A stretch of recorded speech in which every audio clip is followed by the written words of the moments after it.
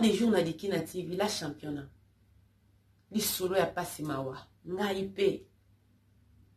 Mobali ya cousin a viola ngai. Mais. Yaya loba ke. Ngai nde na séduit saki mobali ne ba benga na ngai. Pasi na motema.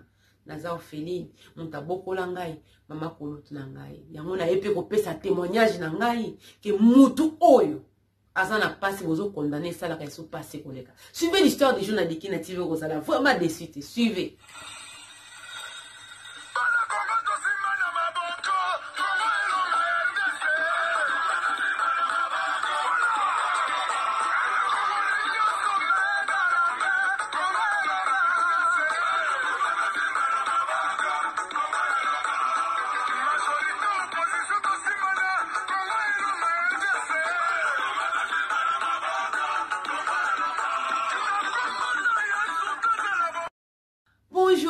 Bonjour, bonsoir, ça dépend l'heure à laquelle vous allez suivre la vôtre, la championne, comme a dit, dit qui n'a donné quand on était là. Kema Fumbe en direct de la Suède. Gros coup pour nous abonner, nous sommes Kina TV partout dans le monde de Sikabo. J'ai dit bienvenue à ma nouveau abonné. Sentez-vous à l'aise. Ici, c'est la famille. On parle de tout et de rien. Sans oublier les sponsors officiels de Kina TV. Mon vieux Benz la moto kata. Le 4x4 de double pression. Ya Suède. Un grand merci à Fabrice Leopoldi.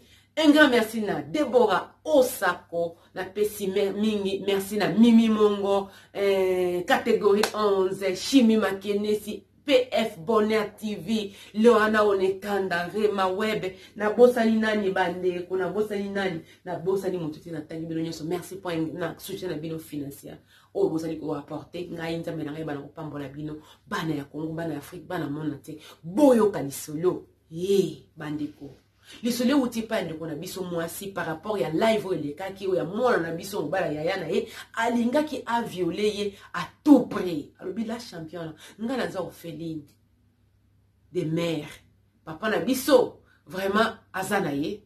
Mais tant maman Koufi bakaboli na libota na ye oya zi bana o mibale oya o boye nga na kenda ke pa mama kolutu na ngai na ke pa mama kolutu na nga to fanda ka vraiment mabeza laki na bolamu peza laki mais je préfère ko sala nini koloba bolamu parce que ko bokola mutu oya za mwana na yo te otangisa ye pe ko lesa ye eza facilité vraiment je suis reconnaissante na o nyoso mama kolutu asala pona ngai na ndaki pe ko kola na za ko kola na zo kola la championnat na komaki na 16 ans na zo kokisa 17 ans yaya na ngwa zali mwana ya mama kolutu vraiment otai kobota nde mama kolutu abeke te il faut kende ko sala nini kosunga yaya na yo lokola eza kobota mibale donc musale ko mwa mingi na ndako il faut kosunga ye na kenda ki pe kosunga grande sœur na kenda kosunga ye na misala azaki na mwana moko ya 2 ans na maboko mususu ya bébé otai kobota vraiment kosunga ye nde kaka musala mwana mwasa sala na ndako na nde pe kotanga nazalaki tour à midi na kosala misala na ngai na kobongisa na kokende wenze na so sunga penda yaya ndenge pendeza laki vraiment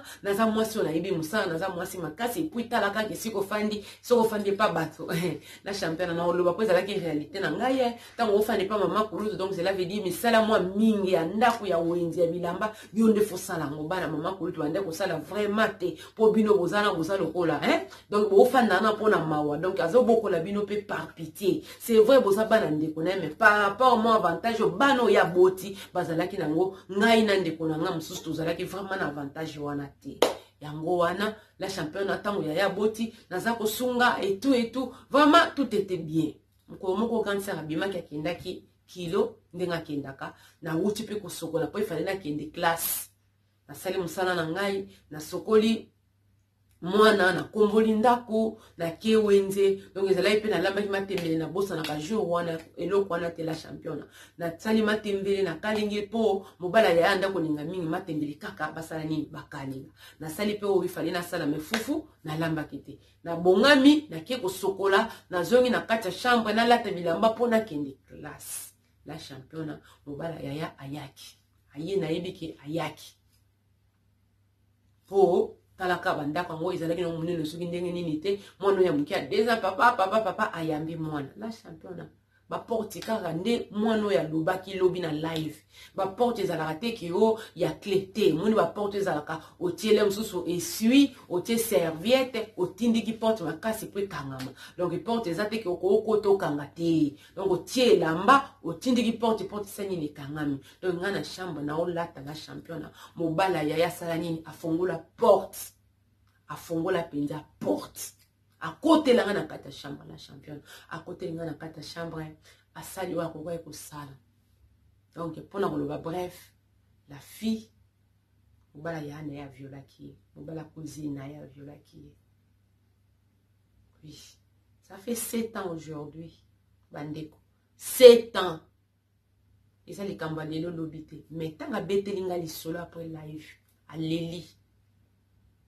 Ya on a ngana benga maman nga Rose Koti moi na benga zate pour j'étais tellement occupée na téléphone. Likambole qui 7 ans déjà mais tant on rencontré yango elle a pleuré. Yango faut ko la nzambe maman siko zali lo banzambe pesanga vi mulai. Na boko la bana na ngai. Po makamu msusu bana ba okino ko vivre ke zale msusu ke pole msusu maman zato bente papa zate. Aleli. Likambo esalema 7 ans. Mais tant au betango, c'est comme si il salimi hier. Tu sens la douleur. Abila champion, mon bala ya sali onyo soko kwa kusala. Asali onyo soko kwa kusala na nzoto na ngai. Mutazo virginité na ngai za mobala yaya. Muta deflora ngai za mobala yaya. La champion na koka okende classe était. Natikala na chambre na kolela. Natikala na chambre na kolela. Na lela mingi. Grand serpe aye. Aoute sika aouta kiwana kilo aye. Oh. Yoza kaka oke classe était. La champion. Kande na zalaki. Nazuka likuta na tiebo. Donc kakande na zalaki. Na makila s'il vous plaît. J'ai saigné parce que c'était la première fois. La championne. Na douleur ya makamno sauti koko melangai. Na ebisi grande sœur qui était, y a un tel à outi ko sala ni ko prendre un gars par force, ali mwamba par force. Nde yaya solo ba yeba ki fallait koma. Ayeba ki fallait koma.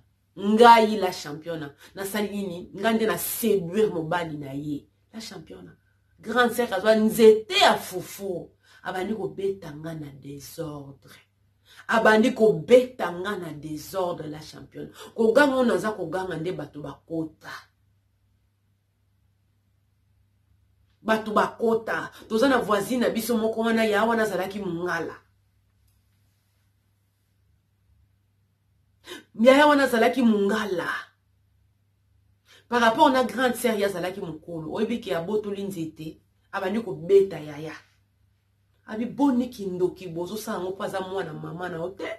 Mwana ba baby si mwana makilezo mwana na boyolo bake oyeba keke ko salema. Nzoto ne pete ko lekaka libosa mobali nanga lokola soki nini. La championne passe na motema. Tango na oloba na olela bona yebi. Na lela mama nanga na kanisa mama na ngai. Ya wana zwingai. Na ndela toilette. Atoki mai, atie mai na douche lobi, mi boaki la mai. Na koti na toilette la champion na kolela. Na kolela. Grande sœur abenga mama yaka nokyo ko mona ndumba ya mwana makambo sali. C'est vrai maman kuluta zalaki na pasi na nga, mais azwa ki peut plus partir pri ya mwana na ye. Talaka biso ba africain de tozwa libala. Mona sa boti deuxième mwana kolinga pete ka bebisa libala na ye po na yo. Yemana lobi kandenga yaki zwa biloko ne bosonga na nda la championne ba deflore ngai ba beti ngai ba akize ngai na pemi atate na kolela na makambo nyonso tu na kangisi mwa biloko na ngao na yaki na ngepa yaya na zongi retour au bercail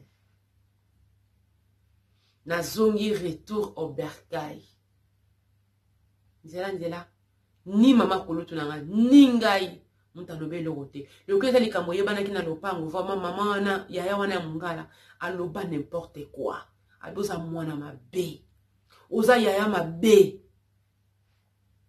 mobali na yo kwa sala na msala zongi ndako aye kosala nini azongi ndako aye kosala nini oyo kuta penza mwana mama na yo donc viole à l'œil nu comme ça mon sans au monde makila penza qu'il a été forcé aux yeux penza nzeta fofo tomoli pona ko beta moninga na mwasi ya solo wana ya solo wana de siko ya wana tellement pe kandeli kaki akomi ko finga ba des fois mobala yaya pour mobala yaya zala ine pe kitoko te azala ne kandenyo wana likola mobali nini ngo ezokufela oyo etula pendo la tiki etula na donc alobi la championne aloba qui n'importe comment la championne na songa na ndako na sala forte fièvre butwana forte fièvre na ndenga ko sakana te mama leki na ngai mama koluti na nga pardon la championne azala ki na passe azalaki vraiment na passe ozomona moto azolamuka moto azozwa serviette aosala nini azotia na nini oyo na mutu ntango na olela abi kolela te nayebi te nasala nini kolela te nayebi te soki bakatakata nzoto na ngai nakata nzoto na ngai nasala nini napesa obamba esika oza na passe kolela te